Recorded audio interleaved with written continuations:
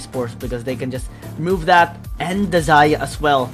And will just force EDG to go around with something like a Lucian or a Kai'Sa, much more vulnerable champion, to be honest, to go up against something like a Gragas. Not that it's going to be responded here, just like what you mentioned. Possibly the Galio as well is going to be removed here by Trace Esports as they pick up the Fiora too. The thing is, EDG could ban away Lucian because Trace Esports, if they want to counter the likes of Ezreal or well rather Zeri, Lucian and Ezreal is really strong. So a respect ban coming from EDG, they don't want to give it away to Juju, and Ornn is also exceptional here for Trace Esports. So Lucian is one of the expectations here for EDG, but there's still a lot of aspects that they could go for. There's still the jungler open, so they could ban away the Kazakhs if they want that free space for Zeri to just roam around the map and have that free time to be able to farm. So these are two selections here, but Xayah, I respect that. They don't want that late game champion to decide for Trace. Yeah, especially that they want this Zeri to be the one to pop off later on. Yes, there is a chance for Trace Esports to pick up something they lose, like a Lucian, but it's gonna fall off later on. Aatrox though can be contested here because 0711 loves that champion. Weiba kinda likes it, but he likes engager champions even more. Ash is gonna be hovered and locked in for Trace Esports. I love, you know what? Crazy Esports, you do you. Ash is a strong pick. From what we have seen in the past, right? Gragas and Ash is a duo into the bottom lane.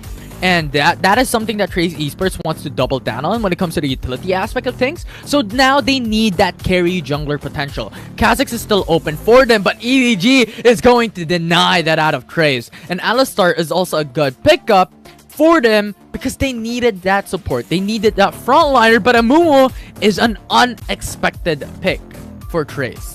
I mean, it's always hovered by Tak. Yeah, anyway. it's always hovered. Tak is so cheeky. Always spams the emotes as well every single time that he gets a chance to do it as well. Yeah. But man, EDG getting the approval ratings. Again, the Titan Slayers, the God Slayers. Man. Yeah, it's good. It's good. You know, the Lee Sin gives them a lot of these early game prowess for the side of Trace Esports, but thus far, EDG's draft is spot on, right? It's Ash who will be a little bit wary onto the situations because you have a double assassin to the side of EDG. And even if early game is not something that EDG wants to play on because you have the Lee Sin towards the side of Trace, it's not something that they could really fight up against when it comes to that level and power spike that Trace Esports has when it comes to the early game. They could still double down on Zeri. Let's see if this is gonna be, if this composition is gonna work to prevent the God Slayers EDG from having the most aggressive playstyle once again executed here against EDG. Especially with you on the Akali, man, he is just so talented on this champion, and they have double assassin. I mean, every single member of EDG can go in and will go in. That's the design of the comp. Even the Zeri can go in for God's sake. And Trace Esports has to be ready, especially for Tak on the Grags. The isolation should be there, and they have lots of crowd control. They have great counter potential as well. Let's see. This is just game number 1 of this best of 3 series. Yeah. Though thus far, coming into this composition, I'm loving how EDG played it out during the draft, right? You have Zeri, you have Akali, a very assassin-centric composition, and Trace Esports went in for a little bit more safer during the draft, right? You have the Ashe, you have the Gragas to be able to just deal those crowd controls, and Ashe is more of a utility type of champion, utility type of marksman, so they're double downing on to that safety net for the team. So far, Lee Sao on the receiving end of a beatdown there from Xiao Jiang. Actually wasn't able to return much of the damage and also heal himself back to full. Weiba actually going for a cheeky invade here. Not sure if he got spotted out, especially because of the ward placements there of EDG. Yeah. Probably is, right? You have the ward, so the sonic wave was probably seen. EDG was able to take notice of that and get information. And the Krugs walking back and forth is also an information. That is the reason why you have to force up the Scry's Bloom and look at where Weiba is. But that level 3 Lee Sin is going to be scary. So huge respects coming in from you. And 0711 unable to go towards a red side jungle of Weibo is actually a big deal because there's no answer back in terms of the farming here. You unsuccessful in interfering too is now actually a bad sign coming in from EDG. Knowing that they usually want to be the one to be aggressive in this early game. Now Weibo is going to be here in the bottom lane. Tak is waiting. Langi gonna be the target here. Great headbutt. Pulverize! The first one might actually be there. Actually, the outside is the one to fall down. But Yu is gonna be flashing in. Oh no. And the answer back is just better for EDG. 2 for 1. It's a disaster for Trace Esports. Amazing response. You know, you that awareness throughout the map, he was able to rotate, right? Weibo was there, Tak was there, but as you mentioned, it was a very good knockup coming from Langui. Delayed Tak has to use and force out the flash. The exhaust as well, Lee Sin has to force it, and that bought enough time for you and 0711 to come into the bottom lane. So, you know what? Take the jungles, take the camps, but we were able to answer back. So it's a 2 for 1 overall, really good for EDG.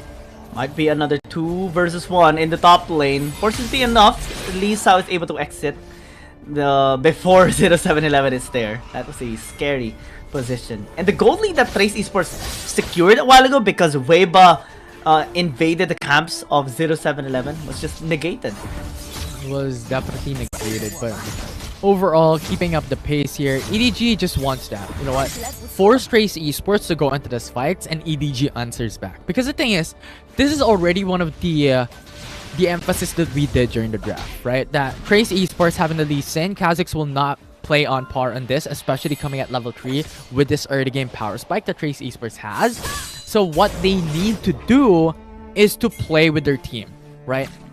Trace Esports will go in for those engages, but EDG needs a better response, needs a better follow-up. I mean, we saw here in the bottom lane, Arrow being committed by Juju. No follow-up with the cast just yet for Tak. Langui able to at least return some of the CC back to Trace Esports here. They need to be extra careful. Again, the setups of Trace Esports, especially in a global perspective, is massive.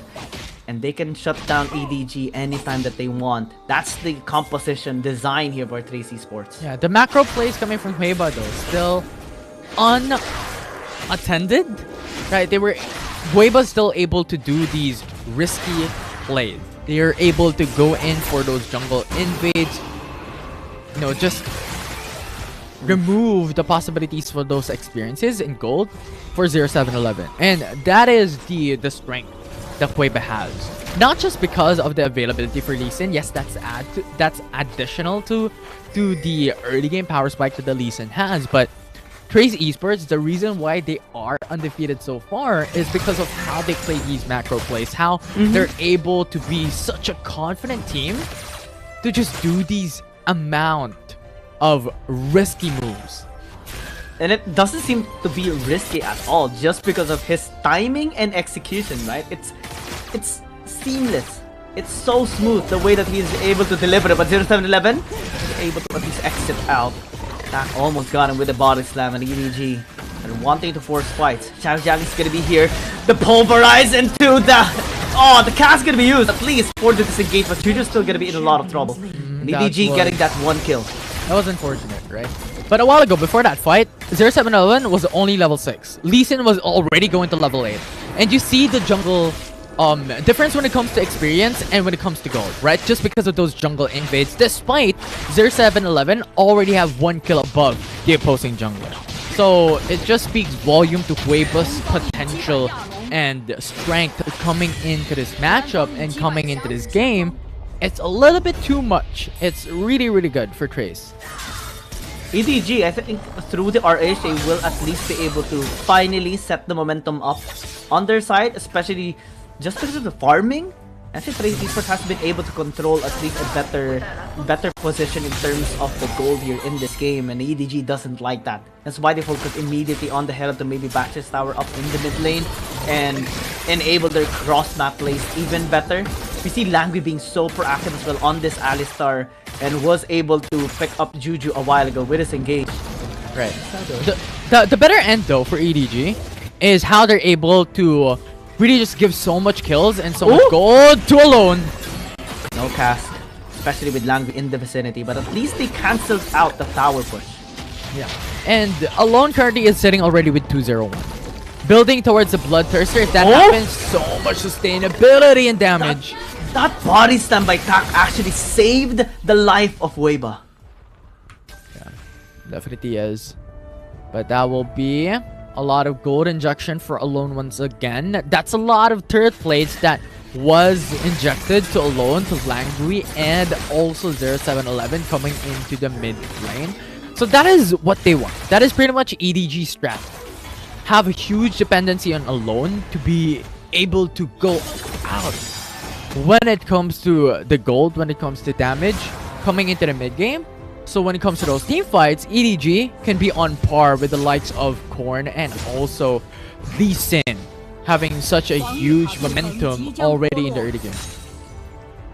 And early game still is good here for Edward Gaming. WRL Esports playing this very safe. They know that they can easily burst down Chao Jam if ever, or anyone on the side of Edward Gaming later on, especially that most of them actually are quite squishy, especially the carries. And later on, EDG, I think they're just banking on you later for this Akali to pop off and taking down multiple members of WRL Esports. Now they're skirmishing for top lane. The flash by Langui into the Pulverize. He's not gonna be here as well, but it's gonna be cancelled with the Hexacle ultimate used here by Xiao Jam. Grand Challenge gonna get denied. They get the kill onto Juju as well. And Langui's gonna be next. The slow, not connecting. WRL Esports only lost one and answered back to 0711 as well. Amazing answer back coming from Weiba and Tak visiting that mid lane. So basically it is a 1-for-1 trade overall that WRL Esports was able to utilize. And once again, that flash, Pulverize, knock up onto Weiba. But the thing that set it apart is that Lee Sao was able to get 2 members towards him. So the thing is, 0711 has no one to really just keep him up and support him. It was only Alone, but Alone went for the Honey Fruit. So good isolation that WRL Esports was able to do, in EDG was just able to do the same. Those isolations plays is always a welcome strategy for every single one. Going in towards Korn. Weiba is gonna be there. At least a flash out, but the engage by WRL Esports is much better. Yeah. Once again, Weiba looking for opportunities for them to get more kills, to get that even level playing field, and thus far, there's no one up ahead in this game in 8 minutes, which is a very new thing that we are seeing thus far. But this is what WRL Esports actually loves. Because EDG, they get their wins through aggression, but so far, WRL Esports has been successful in suppressing them. That's why every single engage by Langui, though it would have been effective, and it has been showing to be effective so far, still is not at its peak that they wanted here in this game against WRL Esports. And we still see WRL Esports having the leverage in terms of gold. Yeah, that's a big problem, right?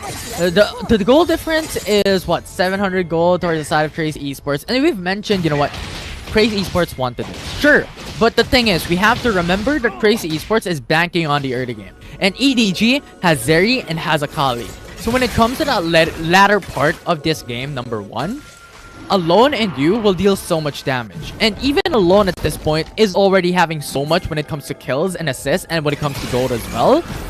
So that is going to be something that WRL Esports has to be scared of later on. And this time, let's see if WRL Esports will be scared at Edward Gaming. They're still going to be coming here onto this Ocean Dragon, but EDG is circling around them. Langui in the vicinity, arrow not connecting onto anyone. Lisa is going to be the first target here as they commit, especially with the Shuriken. Hexacle ultimatum, flashed out by Lisa. Langui goes in with the headbutt just to bring him back. Casca a little bit late here for Tak. That's numbers advantage for Edward Gaming. Yeah, Edward Gaming was able to get a kill. And once again, this is what we're stating, right? WRL Esports is on a timer. They have Lee Sin on their composition. And the thing is, their bottom laner is Ashen Dragons. They are going to be committing. No steal. And now soul point for WRL Esports, but they have to exit out. WRL Esports still walking away with the damage, with the pokes, especially coming in from the Vladimir. Edward Gaming is just going to be walking away as well. Edward Gaming lost that dragon, so when it comes to the Ice Drake, they definitely have to commit it later on. So eyes on the next Drake to come here for the viewers watching at home. But the thing is, EDG at this point in time really just wants those kills, wants Alone to be able to scale well, and Chakra Crystal Arrow connects. Oh man, and Yu's just gonna get taken down, the tower as well falls down. WRL Esports always finds ways to stay in control of this game. Okay, that's really good for them, right? They were able to get that Ocean Drake and convert it into another turret into the bottom lane. This is what sets them apart. Yes, they are on a timer, but they were able to still get a lot of gold. And this is such a crucial thing for the side of Trace Esports, and not allow anything for EDG to be able to make it back when it comes to gold, and even alone having a lot more items. Because the thing is, he's already at Bloodthirster and Triforce. So when it comes to the damage aspect, it's already a very strong Zeri when it comes to those team fights, especially if it's left unattended and was able to go for a free hit into those 5v5 engages. So does for Juju, right? The only difference is the longsword cast gonna be used on the 0711, forcing the flash at least. The kick as well is a little bit off, at least maybe to dissuade Landry here. Trace Esports so far applying pressure towards EDG. And they move towards bottom lane. And Xiaojiang might need to be a lot more careful, still able to at least push Weibo back. And have this red buff be taken, at least by 0711. Yeah, Korn was going quite aggressive there, but the thing is, you always have that Sanguine Pull to go back away, and X-Giant will be able to secure that red buff for themselves, and at this point, another stalemate occurs. But Baron is currently alive, so one team fight could definitely change the tides to one team or another, and that will definitely be the catalyst here for both Edward Gaming and Trace. Trace Esports with a 2,000 gold lead will be diminished a little bit as well. Edward Gaming is still able to find some ways to get back here in this game. Langli actually going here towards stack. This is interesting. Yeah, they will be just disengaging. I don't think this is the perfect time. But Baron is available. Today's Esports, I think, is also just pressuring it as well. They don't have to fight it. They don't have to force the issue. They don't have to force the engage. Because the thing is, the team that will be the first one who goes and start up the Baron without any strong advantage to one side or the other, or having a massive lane priority, especially coming into the mid lane wherein both tier 1 turrets are still available, will be on the losing end. They will be on an innate disadvantage into those team fights, because Baron at this point still has CCs, still has crowd control, and has damage. EDG looking for picks here. Stack just baiting them actually. They shouldn't commit, because if they overextend, especially for their carries, they're gonna be in a tough spot. Especially this one! Good shuriken. The pulverize into the flash as well. Trace Esports is gonna be in a lot of trouble this time around, but still Language is gonna get taken down. Korn going in with a Hemo play. Landing the damage still insufficient. And of the stasis to buy some time. That getting with the Outplay alone will get picked off. But that is actually still pure here for EDG. Lisa gonna be the front line this time around as Korn goes in. Flashes out as well, but will be hiding under the shadow. Shuriken will connect as well. A 2-for-2 trade, but Trace Esports will take this tower down. Yeah, and that is a good thing for Trace. This is what we mentioned, right? They need the tier 1 turret for the side of EDG or Trace Esports to be able to get that map control and have that advantage towards the Baron Nashor. So the thing is, Trace Esports only needs one more fight to be able to take that Baron and win and get so much more advantage. It was a good play coming from Langui to really isolate onto Juju and isolate onto Ashe. That bot and forces out the flash. And the thing is, it was a good follow-up for Alone, because for the longest time, he was able to go in for the free hit. Pac was able to live it through, but following up, it was you who was able to assassinate so much more members as a follow trade. And that is what we're saying, Guillaume, right? These are the dependencies that EDG will have, and now they have to force out the Ice Drake, because if Trace Esports get this will be the Dragon Soul. I mean, one way to prevent the overwhelming power here of EDG is to bait them into committing and just delay them with the stasis plays. And that's how they actually won this fight. And now they're committing. At least 0711 is going to be catching Lisa here. The damage is there. Arrow not connecting. Langui also in a bad spot. But Xiaojiang is just going to be pushing the bottom side wave. Will be answered here by Lisao. Langui just waiting for a re-entry. Peter Engine going to be dealing some damage onto Korn. And actually Xiaojiang is going to be going towards Lisao once again. As Langui is going to be going in. Great steal coming in from 0711. This wave was burning to death. Will be taken out as well. Lisao is going to be next. And 2 kills picked up by EDG and the Dragon. One way to come back, it's the start for EDG. Yeah, it was really good for Edward Gaming to take that Dragon, and we mentioned this. One team fight could change the pace here. Ice Drake secured by EDG. So Soul Drake is denied out of Trace, and Baron Nashor will be alive for EDG to take. It's the start. After 15 minutes, the Trace Esports is ahead in terms of gold. finally, Edward Gaming has been able to secure their own lead. Yeah, really good stuff here for the side of Edward Gaming. And just that denies from those objectives will change the pace of the game here. Zeri and Ash already building up into Executioner's Calling, and it's something that they really need for that anti-heals. And pretty it much was meant for 0711. Still, Lisa is going to be able to pick up that kill. Xiao Jiang going in though with Exec Ultimatum, but that is going to be there. Corn as well! Xiao Jiang tries to flash out, but it's already too late. It's too deep in the tunnel, and Trace Esports will take 2. that was a good deny coming from Crazy Esports, because that is now one Baron buff removed for the side of EDG. They now have to just focus in the mid lane and the bottom lane. And thus far, Crazy Esports is doing such a great job into pushing EDG back and not allowing them any opportunities to push. Ooh, that burst out though. 0711, that patience onto Juju. Denied! Oh! So that flash and that crystal arrow as well. I mean, it did not connect, but the thing is, 0711 was not able to find him. Ooh, and Xiao Jiang died too. Oh, that's rough, man. That's rough. It is. It definitely is. I mean, a while ago, we only saw Camille fall down, but that kill brought down the Baron buff overall. So Trace Esports, you know what? You can take the Baron buff, but we're just gonna burn it down.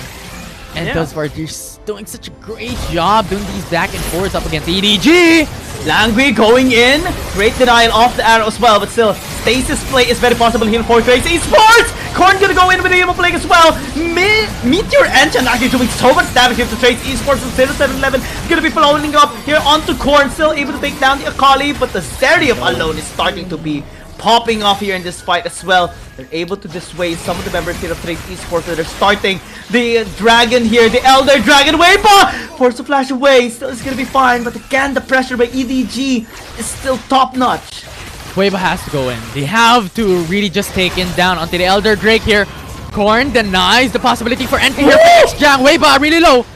They turn, but again, that it's time being bought here by Trace Esports. They can still reset. Weiba getting chased away, and EDG should get this Elder Dragon. Oh, that was such an opportunity already for Trace Esports to be able to take it down, because there was no more smite. EDG forced the smite already to deny that reset from the Elder Drake, but Weibo was just too low to be able to come back through that objective. And Trace Esports now is on the back foot once again. EDG getting that Elder Drake gives them so much more potential to win onto those team fights. Yeah, and it's because of the setups here of Langui as well, forcing so many utilities by Trace Esports just to be able to be in a good spot in the fight. Korn tries to engage, still unable to get the burst down. And man, the Baron is up. Oh, it's so EDG can fast. take this. Remember, they have the Elder Drake, so they can force the issue here. EDG has the massive advantage. EDG will be starting this for sure. But Trace Esports is in the vicinity, at least looking for opportunities to maybe get the steal up. Weibo is here, has the GA. Back just buying some time. Lisa as well, stalking them. Alone time and time again has the advantage here, 7-11. Oh, the Baron is still gonna be taken here, 2 for 2 on the objectives, and Weibo is gonna be in a lot of time this time, and now the G is gonna be popped. Jack as well is all alone. The exit ultimatum, it's denying every exit, and Lang is gonna be here as well to take down Korn. Is stacking for the team. Trace Esports lost already a member, and EDG wanting to push mid. And this is what we're saying. EDG took one advantage from their team, took one team fight and ballooned it to a 5k gold lead with Baron and Elder to their side. And they're wanting more. They're taking more towers away, knocking onto the base. Langui is gonna go in.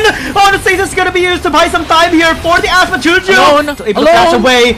Arrow gonna be used. Taro falling down. Langui still alive in the bottom lane. The perfect execution. Corner gonna be here at least for the burst, but it gets bursted away. And ADG one step away again to take the Titans down.